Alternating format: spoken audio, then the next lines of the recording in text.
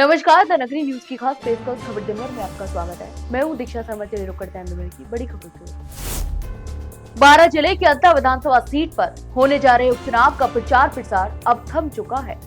चुनाव प्रचार की समय सीमा पूरी होने के बाद अब सभी उम्मीदवार घर घर जाकर मतदाताओं से व्यक्तिगत संपर्क साध रहे हैं। यहाँ तक कि मतदाता अपने नेताओं से सीधे संवाद कर रहे हैं और प्रत्याशी उन्हें अपने पक्ष में मतदान करने की अपील भी कर रहे हैं।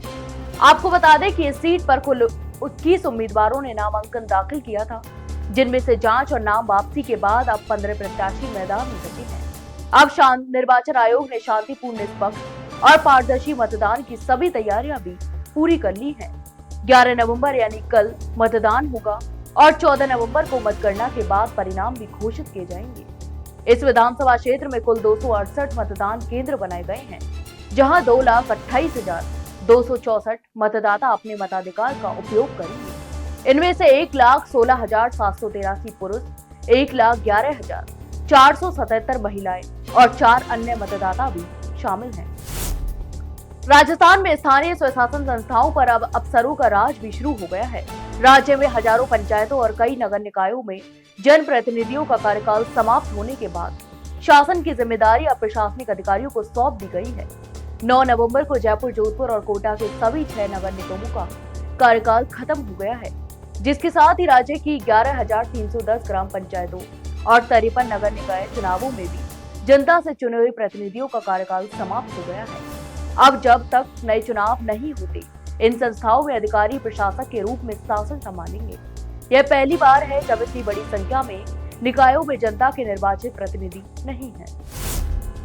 राजस्थान की सियासत में इस वक्त अंता विधानसभा उपचुनाव सबसे बड़ा मुद्दा बना हुआ है। इसी बीच राज्य के कृषि मंत्री डॉक्टर किरोड़ीलाल मीणा ने एक न्यूज चैनल की बातचीत में इस चुनाव को लेकर कई अहम बयान दिए और कहा कि भारतीय जनता पार्टी इस चुनाव में मजबूत स्थिति में है और भाजपा प्रत्याशी की जीत भी तय है।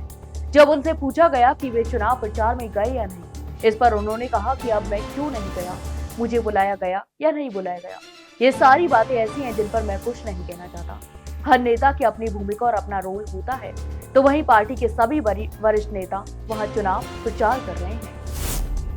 टोंक जिले के दौलतपुरा गांव से एक बड़ी खबर सामने आई है। गांव के पास बने दौलतपुरा बांध की पाल अचानक टूट जाने से पूरे इलाके में अफरा तफरी मच गई। बताया जा रहा है कि सुबह करीब 8 बजे के आसपास बंदे की पाल में दरार आई, जिसके बाद देखते ही देखते पानी का तेज बहाव खेतों की ओर फैल गया। कुछ ही मिनटों में आसपास के कई खेत भी जलमग्न हो गए, जिससे किसानों की फसलों को भारी नुकसान भी हुआ है। इस घटना के बाद ग्रामीणों ने तुरंत मौके पर पहुंचकर मिट्टी और पत्थरों की मदद से पानी के बहाव को रोकने का प्रयास किया। स्थानीय किसानों बोलूराम जाट और सांवरमल जाट ने बताया कि बंदे की बाल पिछले कई दिनों से कमजोर थी, लेकिन समय रहते उसकी मरम्मत नहीं कराई गई, जिसके कारण यह हादसा हुआ।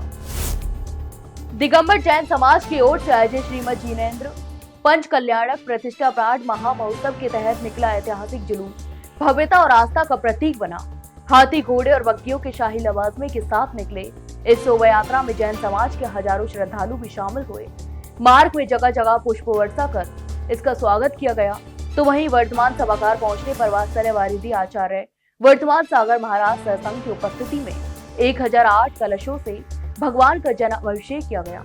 इस अवसर पर 23 हाथी, 25 बग्गिया और 5 बहन की दोनों ने माहौल को दिव्य बना दिया। पुण्यशाली परिवारों ने स्वर्ण कलशों से तीर्थ कर बालक का अभिषेक किया और जयकारों से पूरा सभागार गूंज उठा। डीडवाना कुचामन जिला पुलिस ने रमेश रोरानिया हत्याकांड के मामले में एक और बड़ी कार्रवाई करते हुए गैंगस्टर रोहित गुदारा और वीरेंद्र चारण गिरोह के 2 सक्रिय सदस्यों को गिरफ्तार किया है। पुलिस ने इस हत्याकांड में महत्वपूर्ण भूमिका निभाने वाले सुरेंद्र पालावत और राहुल मांडिया को दबोचा है। पुलिस के अनुसार ये दोनों आरोपी न केवल हत्या की साजिश में शामिल थे, बल्कि उन्होंने मुख्य सूटरू गणपत गुर्जर और धर्मेंद्र गुर्जर को हत्या से पहले और बाद में आर्थिक मदद भी पहुंचाई थी। यही नहीं, ये दोनों आरोपी वीरेंद्र चारण गिरोह के लिए मुखबिरी का काम करते थे। वे कुचामन क्षेत्र के व्यापारियों और प्रभावशाली लोगों की रैकी कर उनकी गोपनीय जानकारी गिरोह तक पहुंचाते थे, जिसके बाद में उन व्यापारियों से धमकी और फिरौती भी वसूली जाती थी। पुलिस का कहना है कि इन दोनों की गिरफ्तारी से गिरोह के नेटवर्क और फंडिंग के कई पहलू भी सामने आने की उम्मीद है। उत्तर भारत के पर्वतीय इलाकों में हुई बर्फबारी का सीधा असर अब राजस्थान के मौसम पर दिखने लगा है। प्रदेश में सर्दी ने सामान्य से पहले ही दस्तक दे दी है। पिछले कुछ दिनों से कई जिलों में न्यूनतम तापमान 10 डिग्री सेल्सियस से नीचे दर्ज किया जा रहा है। सीकर और टोंक में शीतलहर चली, जिससे सुबह और शाम के समय तेज ठंडक महसूस की गई। मौसम विभाग के अनुसार अगले 4 से 5 दिनों तक सर्दी स्थिर रहेगी और तापमान में कोई बड़ा बदलाव नहीं होगा।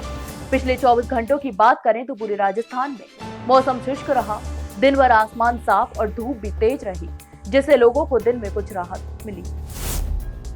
हनुमानगढ़ जिले में स्वच्छता अभियान की हकीकत एक बार फिर उजागर हुई है। भले ही जिला प्रशासन ने साल 2017 में हनुमानगढ़ को खुले में शौच से मुक्त ODF घोषित कर दिया था, लेकिन जमीनी स्तर पर तस्वीर इसके बिल्कुल उलट है। शहर के हनुमानगढ़ जंक्शन के वार्ड नंबर 57 में आज भी महिलाएं और बच्चियां खुले में शौच के लिए मजबूर हैं।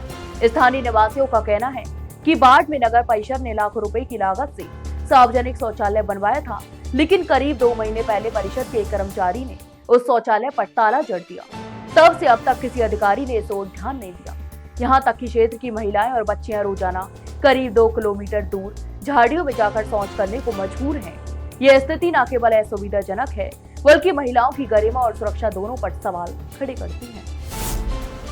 उदयपुर में भारतीय जनता पार्टी जिला कार्यालय पर रविवार को मतदाता सूची विशेष गहन पुनरीक्षण 2025 SIR को लेकर एक अहम बैठक आयोजित की गई। इस बैठक में आगामी SIR अभियान को बूथ स्तर तक प्रभावी ढंग से लागू करने और हर कार्यकर्ता की सक्रिय भागीदारी सुनिश्चित करने पर विस्तार से चर्चा हुई।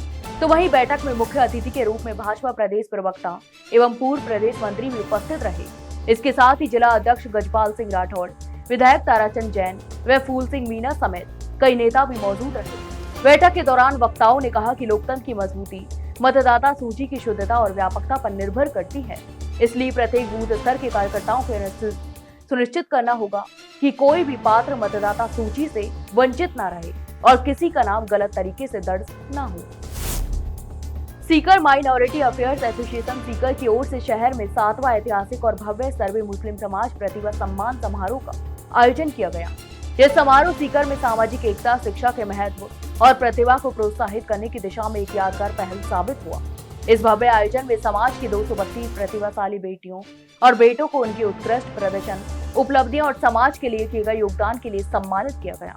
इन प्रतिभाओं में school, college, professional course, sports, कला और सामाजिक सेवा के क्षेत्र में उत्कृष्ट प्रदर्शन करने वाले विद्यार्थी और युवा भी शामिल रहे। तो ये थी दिन भर की तमाम बड़ी खबरें। कल फिर आपके साथ रूबरू होंगे, तब तक के लिए नमस्कार।